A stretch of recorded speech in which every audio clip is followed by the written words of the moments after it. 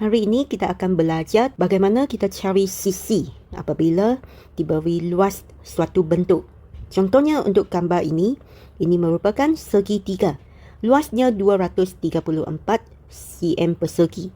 Okay, jadi kalau dia segitiga, kamu perlu tahu apakah rumus untuk cari luas segitiga. Ya, rumus untuk cari luas segitiga ialah luas sama dengan 1/2 AB. A ialah tapak dan B ialah tinggi. Okay. Lepas tu kita ganti maklumat yang ada di gambar ini ke dalam rumus.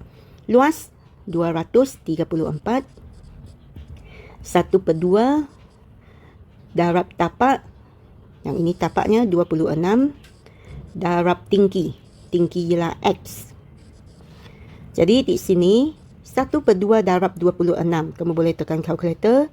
Jawapannya ialah 13 darab X. Jadi untuk cari X, kita pindah 13 ini ke sebelah. Ingat, kalau darab, pindah akan dapat bahagi. Jadi X adalah sama dengan 18. Contoh yang kedua. Yang ini ialah bentuk segi 4 selari.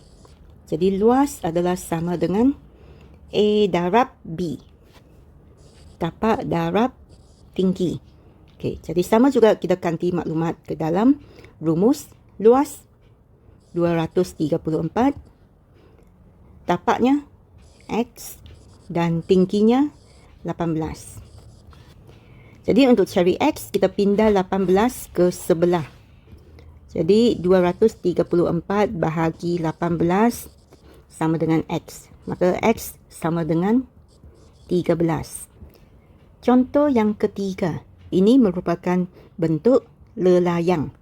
Untuk cari luas lelayang, kita guna rumus L sama dengan 1/2 AB. Okey, jadi luasnya 63 sama dengan 1/2 darab AB. AB ialah perpenjuru bagi lelayang ini. Jadi 14 darab dengan X. 1/2 darab 14 akan dapat 7. Maka kita pindah 7 ke sebelah. Jadi 63 bahagi 7. Dan X sama dengan 9. Seterusnya kita tengok bentuk ini pula. Ini luas lelayang. Lelayang rumusnya 1/2 AB. AB ini ialah perpenjurunya. Okey, jadi luas 128. Perpenjurunya, okay, yang ini 16. Dan di sini perlu berhati-hati. Sebab dia hanya bagi separuh sahaja. Dia bagi sini sampai sini ialah X. Jadi di bawah ini dia mesti sama panjang. Okay, X juga. Jadi jumlah perpenjuru ini, jumlah panjang perpenjuru adalah sama dengan 2X. Okay, X tambah X sama dengan 2X. Jadi di sini kita perlu darab dengan 2X. Okey, jadi 128. 1/2 darab 2 ini dia akan hapus. Jadi tinggal 16 darab X. Okey, lepas tu 16 pindah ke sebelah. Darab akan jadi bahagi. Jadi X sama dengan 8. Bentuk seterusnya ialah bentuk trapezium. Untuk cari luas trapezium, kita guna rumus. Luas sama dengan 1/2 darab hasil tambah sisi selari darab dengan tinggi. Okey, jadi di sini luasnya 98. 1/2 hasil tambah sisi yang selari. Okey, tengok simbol ini. Jadi kita pilih dua sisi ini. 12 tambah 16 dan tinggi bagi trapezium ialah X. Darab dengan X.